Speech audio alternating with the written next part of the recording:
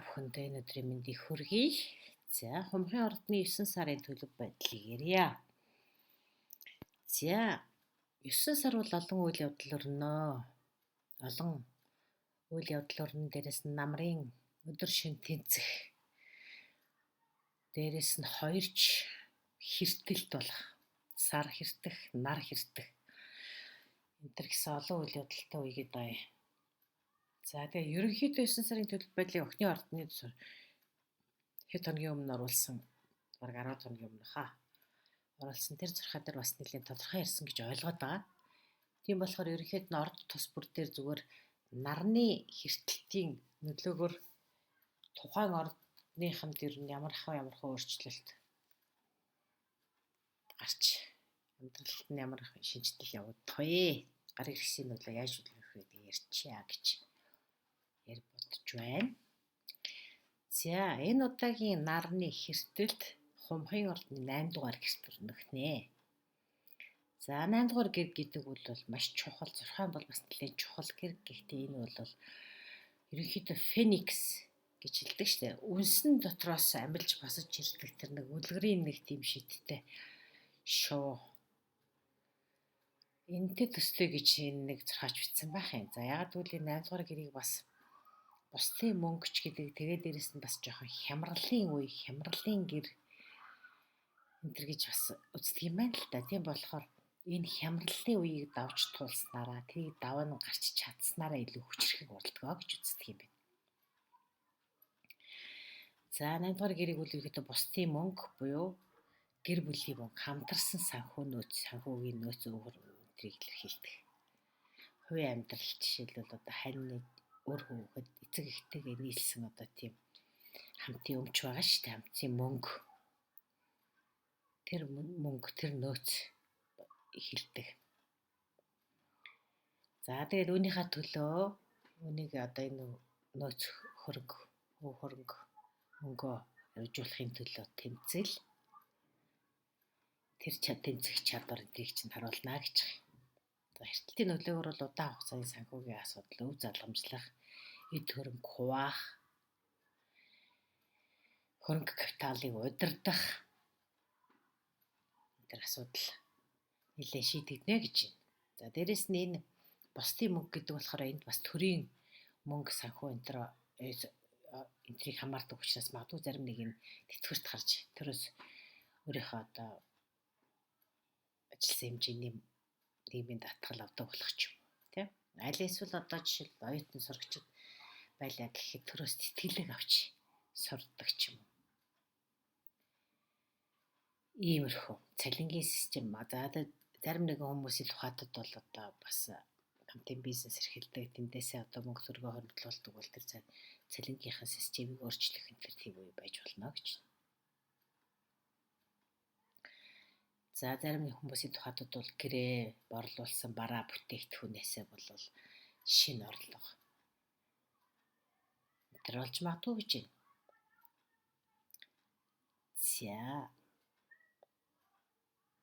За, магадгүй зарим хүмүүсийн тухайтад бол одоо хүүхэд гаргасан нэлээд хугацаанд ажилласаа хол байж суух хэрэгтэй болж байгаа учраас эндээс тэтгэмж авдаг энэ гэдэг бол хүүхдийн мөнгө, тэтгэмжийн мөнгө, тэтгэврийн мөнгө, одоо сурах оюутнуудын тэтгэлгийн мөнгө энэ бол бас 8 дугаар гэрт хамаардаг. За, иймэрхүү асуудлууд бол энэ үед нэлээд хүчтэй тавигдж өөрчлөлт шийдэлтүүд явж болох нэ гэж ойлгож байна. За, зарим нэг хүмүүсийн хувьд бол даатгалын асуудал, татварын асуудал энтрийг бас хийх хэрэгтэй болж байгаа магадгүй гэж байна. Магадгүй үр зээл, ипотекийн зээлээ төлж дуусгах ч гэдэг юм уу те. Үүнийхээ төлөө зээл авахын төлөө бас зарим нэгэн чухал шаардлагатай бичиг баримтыг бүрдүүлэх гэсэн асуудлууд 9 сард нэлээд хүчтэй ярих юм байна.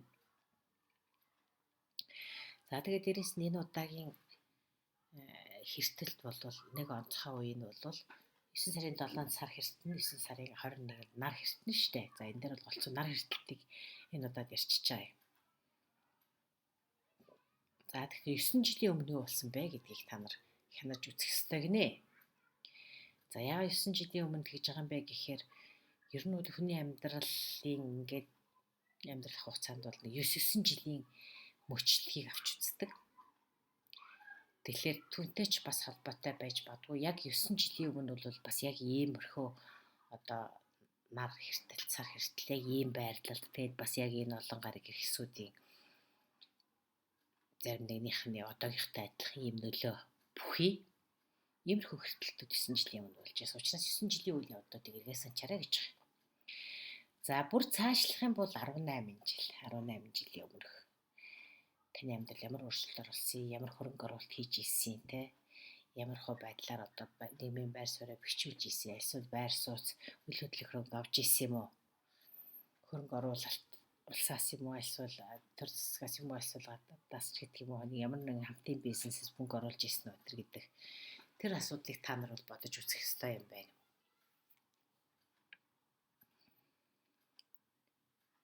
За ер нь бол тэгэхээр энэ хумхын ордны тухайтад бол энэ удаагийн хэртэлт бол дандаа мөнгө санхүү, хамтарсан бизнес, энэс олох орлого, санхүүгийн тооцоо, ямар нэгэн байгууллагуудтай холбоотой жишээл татварын албач гэдэг юм, тэтгэврийн сан, даатгалын сан энтертэй холбоотой мөнгөтэй асуудал нэлээд хүчтэй тавигдах юм байна.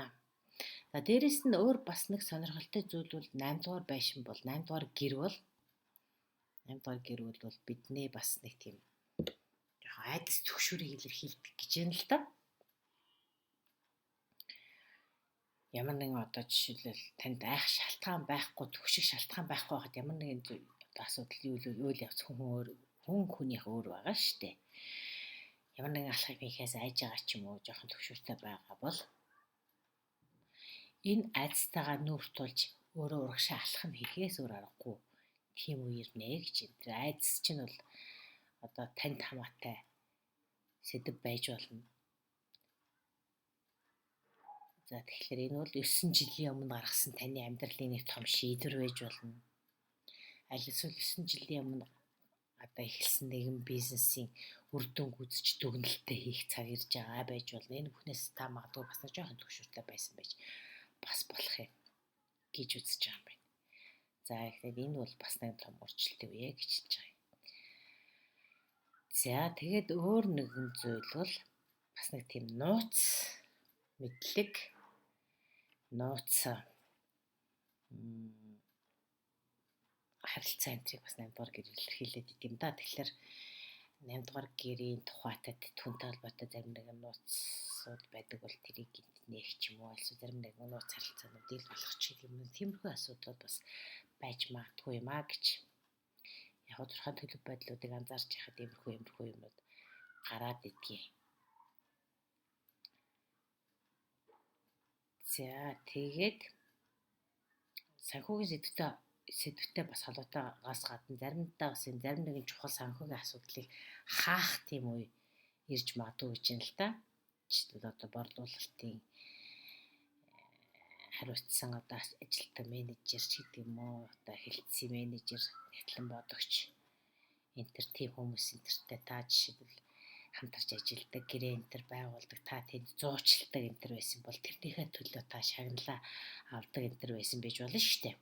Зарим нэгэн байгууллагуудад зуучлалын үүрэг гүйцэтгэдэндээ за тэр энтер тийм юм байх юм бол тэр асуудлыг шийдээд шагналаа аваад урамшууллаа аваад энэ асуудлыг хаах бас нэг тийм үе ирж магадгүй чинь. Дээрэс нь капиталыг удирддаг гэдэг чинь одоо жишээлбэл та мөнгө төгрөг өсгөдөг одоо эргэлдүүлдэг амтар тийм байгууллага байх байж болно шүү дээ. Банк ус санхүүгийн байгууллага гэлзэнтэй байгаа шүү дээ Монгол эзэнтэй адилхан. Тэгэх юм бол тэр салбарт чинь бас нэлээд өөрчлөлт гарч магадгүй гэж. Жишээлбэл таны ажил олгогч ч юм уу, таны үйлчлүүлэгчтэйгээ харилцдаг харилцааны арга хэрэгслээ, арга барилаа өөрчилнө. Эсвэл энэс бол үүдэлтэй зарим нэгэн санхүүгийн асуудлыг шийдэж өөр төвшөнд гаргах юм дэр тийм үе ирж магадгүй гэж.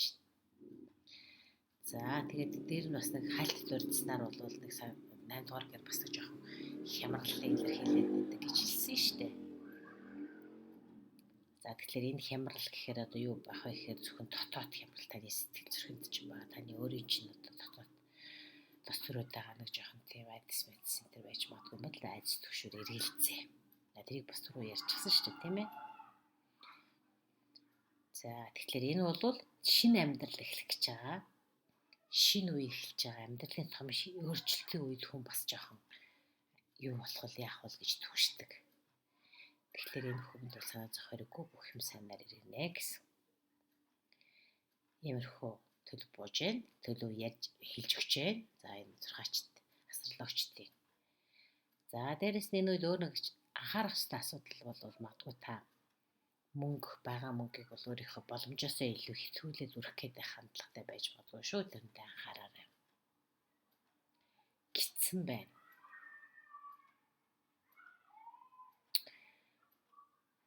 За тэгээд энэ одоо жишээлбэл энэ ямар нэгэн мөнгө хөрөнгө оруулалттай холбоотой чухал одоо асуудал тавигдж байгаа бол тэр үл өөр хэрэг. Харин зүгээр өнөөдрийн хэрэгцээ, зарим нэгэн хүслээ биелүүлэх энэ гэдэг утгаар их хэмжээний зарлага гаргах гэж байгаа бол бас боломжтой байгаарай гэсэн байна. За ингээ энэ ерөнхийдөө хумхын ордны ерөнхий 9 сарын төлөв байдал бол юм байна. За дээрэс нь энд нэг жоохон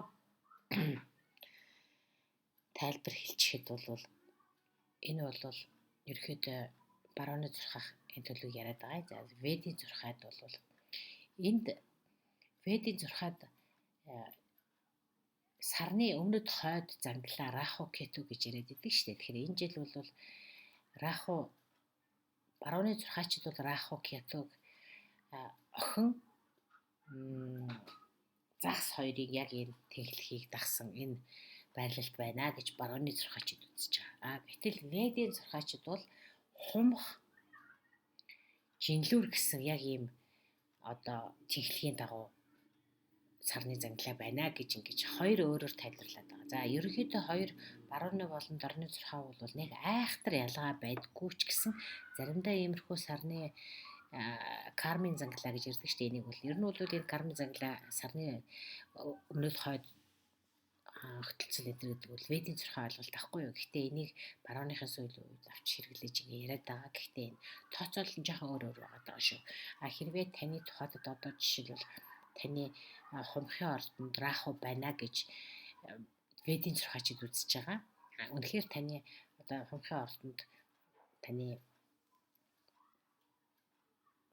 сарны занглаа байж байгаа бол энэ арай өөрөөр бас тайлбарлагдаад явчихдаг л та. Тэгэхээр би энэ төлөвд яг энэ хэлээд байгаа гэхээр барууны зурхаач загсанд ведийн зурхаачд үед орныхон хумхад гэж яриад байгаа болохоор хумхын тухайд бол бас нэг юмрхүү асуудал ингээд жоохон юм зурхаачдын хоорондын жоохон юм юутай жоохон өөр ойлголцоо тайлбарлаад байгаа шүү гэж байгаа. За тэгэхээр хэрвээ раху таны нэг гартанд байгаа гэж үзэж байгаа бол раху таны нэгдүгээр гэр хөндөн гэсэн үг. Тэгэхээр раху нэгдүгээр гэр тэгэхээр энэ сарны хэтэл бол таны 7 дугаар гэр байж тарах гэдэг шүү дээ. Гэхдээ энд бол би дандаа ташин хэлэхэд би бол зурхаач биш. Би зөвхөн зурхаач астрологчдын төлөв байдал надад таалагдсан арай өрөвшөлтэй санагдсан тэр бүхнийг л орчуулж оруулдаг шүү. За энэ түрүүнд бол бас нэг коммент биччихсэн байсан. Та гэ сайн мэргэлдэг гэдэг. Тэгэхээр би бол мэргэлдэг хүн биш. Би зөвөр орчуулдаг хүн юм аа гэж. За энэ хүрээд яг тэр тэгж бичсэн хүнд би бас талархал хэлж яа л да бас яг тэр төлөв байдлуудыг ярихад бол тэр хүн таараал гэдэг юм байна. За гэрийн хүрээд хумхын ордны ерхий төлөвийг өндөрлөе. Дараа уулзъя. Баярлалаа.